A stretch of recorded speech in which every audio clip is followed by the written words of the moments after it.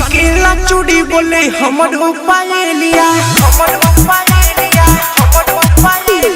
सनकेला चूड़ी बोले हमरो पायलिया कहिया ले अइबा तू हमरो सवरिया रतिया में नींद न आवे हर घड़ी याद तोर सतावे मन हो जाला मूड बेकार हमार सजना कहिया करबा तू से सिया पर प्यार कहे कंगना मन हो जाला मूड बेकार हमार सजना हमरे आइबन से डोली कहां हमार सजना हमार सजना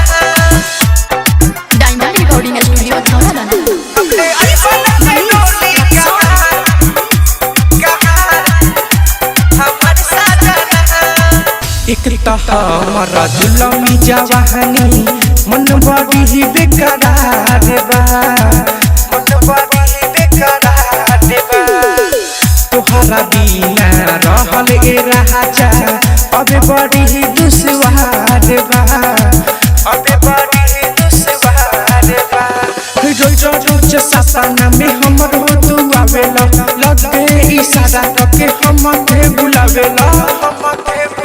कबले करबा तू हमसे दिला दहार हमारे सजना कहिया करबा तू से जिया पर प्यार कहे कंगना कबले करबा तू हमसे दिला दहार हमारे सजना कबले आइबन से डोली कहां हमारे सजना डीजे मनीष हमारे सजना कबले आइबन से डोली कहां हमारे सजना संगवा के सखी सबके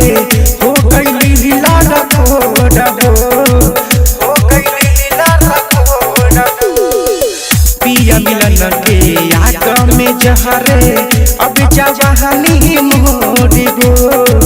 अब जवानी मोड़बो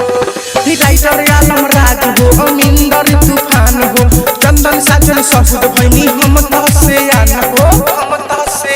कबले अइबा लेके डोली कहां हमार सजना कहिया करबा तू से जिया पर प्यार कहे कंगना कबले अइबा लेके डोली कहां हमार सजना सनकेला चूड़ी बोले हमरो पायलिया कहिया ले अइबा तू हमरो सवरिया रतिया में नींद न आवे